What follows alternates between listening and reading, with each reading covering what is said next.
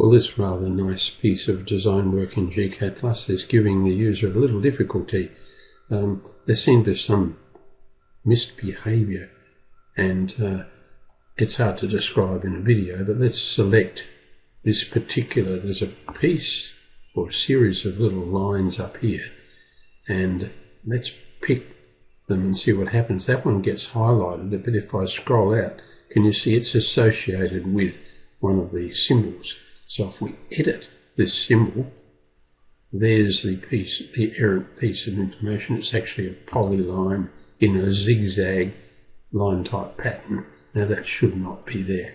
So we will delete it and then zoom extents, maybe close the block editor.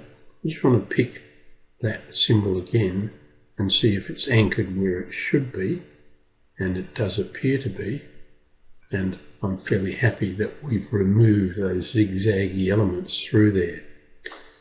If I look at the object snap settings, object snap is on, but the user's not running with a whole lot of snaps on, and that's helpful. So everything from my point of view looks fine, but it's still, I think, giving our user some difficulty.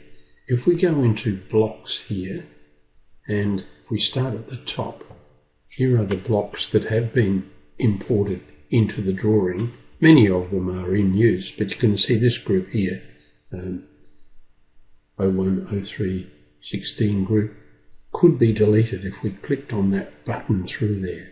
There's a much easier way of deleting things rather than just go through here picking delete, delete, delete, delete. But I think I saw earlier a group with that very same arrow hanging off it, but it was capable of being deleted. So the quick way to clean all that up is to use Tools and Purge Unused Objects, and we'll OK it, and we'll save this one as, we'll call it, we'll put it on the desktop and we'll just call it Test Ghost, because there were some ghosting entities there. So it's now Test Ghost. So we'll close it and then we'll open it again.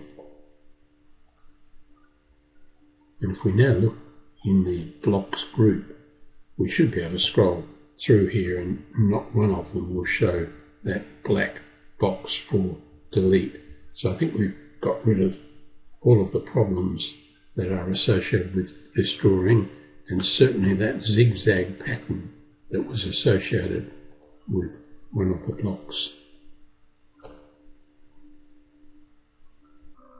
Well, let's continue our detective work, and I think the reason that we've got into some trouble with this drawing is that if you look over here in the properties box, nothing is selected, and if I draw a line now, or a polyline for that matter, and I just put it here like so, I'm puzzled as to why that doesn't show up the colour 255.